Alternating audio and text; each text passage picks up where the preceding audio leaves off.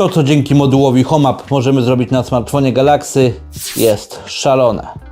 Powiększymy i obrócimy każdą ikonę, dostosujemy animację powrotu do ekranu startowego, zmienimy układ kart w menu ostatnie, a nawet zmieścimy więcej aplikacji w dolnej części ekranu. Ale to nie wszystko, bo w module HomeUp aplikacji Goodlock jest również kilka innych modyfikacji wartych uwagi. Pokażę Ci. Po pierwsze, jak przejdziemy do Home Screen, to zauważymy opcję DI, a po jej włączeniu na ekranie startowym siatka przestaje istnieć. Każdą aplikację, każdy folder oraz każdy widget możemy ustawić w dowolnym miejscu na ekranie bez żadnego odstępu. Natomiast jak uszczypniemy ekran, to w prawym górnym rogu zauważymy przycisk DI, który da nam jeszcze więcej możliwości. Ikony możemy zwiększać, obracać, nakładać na siebie, decydować, która ikona ma być wyżej, aby zakrywała tą drugą. Co więcej, możemy dodawać różne naklejki, napisy, strzałeczki, swój awatar, czy nawet emotki i stworzyć naprawdę fajnie wyglądający ekran startowy. Musicie się pobawić. Możecie także zostawić subskrypcję, lajka i komentarz pod tym filmem. Koniecznie. Co więcej, jednym kliknięciem możemy ukryć ulubione aplikacje, aby zrobić jeszcze więcej miejsca na ekranie startowym. Ale jeśli zrobiliście totalny bałagan, to się nie przejmujcie. Przejdźcie do DI w module HomeUp i kliknijcie Reset, a od nowa będziecie mogli zacząć zabawę. Teraz dowiesz się, jak duży wpływ mamy na animację przejścia z aplikacji do ekranu startowego. Ale jest jedno ale. Pasek nawigacji musi być ustawiony na gest przeciągania z tą jedną kreską. Nie z 3 kreskami, nie z przyciskami, tylko konkretnie z tą jedną kreską. Inaczej to nie zadziała.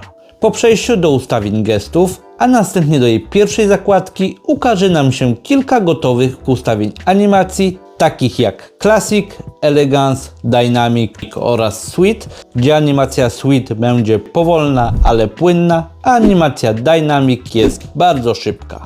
Poza tym możemy użyć tego suwaka, aby ustawić prędkość animacji w konkretnym miejscu, aby animacja nie była za wolna albo nie była za szybka, a była gdzieś pomiędzy. To jeszcze nie koniec, bo mamy zaawansowane dostrajanie, co jest absolutnie szalone. I tak, na samym początku mamy wpływ na ruch ikony po zamknięciu aplikacji. Pierwsze 2 suwaki odpowiadają za sprężystość, kolejne 2 za prędkość ruchu, a ostatni za prędkość hamowania ikony. Więc zasadniczo przy pomocy tych suwaków możemy kontrolować ruch ikony po zamknięciu aplikacji.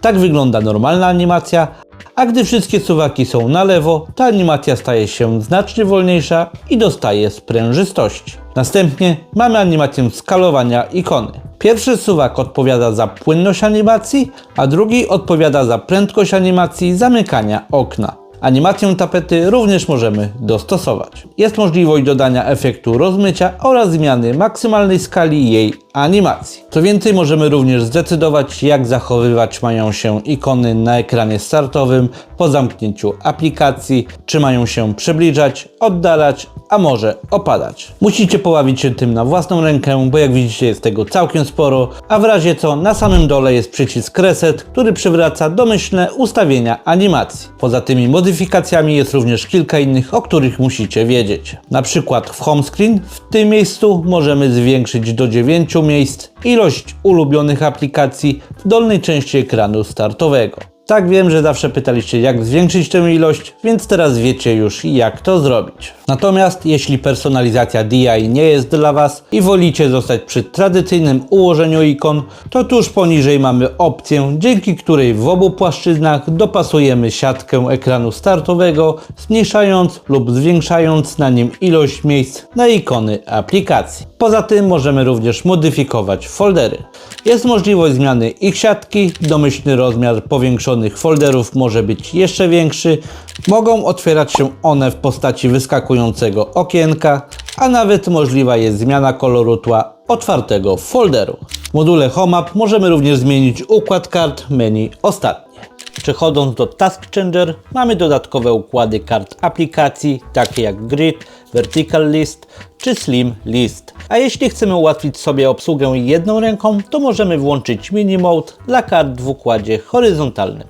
Jeśli korzystasz z panelu bocznego, do Wedge Panel możesz włączyć opcję, która umożliwi Ci dodanie znacznie większej ilości ulubionych aplikacji bez konieczności przewijania. A przechodząc do Share Manager, możemy wybrać ulubione bezpośrednie udostępniania do urządzeń lub osób w konkretnej aplikacji i następnie jak będziemy chcieli udostępnić plik, to zawsze na pierwszym miejscu pojawi się lista ulubionych. Odpowiednie linki do aplikacji GoodLock oraz HomeApp znajdziecie w przypiętym komentarzu, a jeśli tęsknicie za tymi gestami przeciągania z 3 belkami, to w tym materiale pokazałem, jak je przywrócić. Koniecznie zasubskrybujcie ten kanał i do zobaczenia w następnym materiale.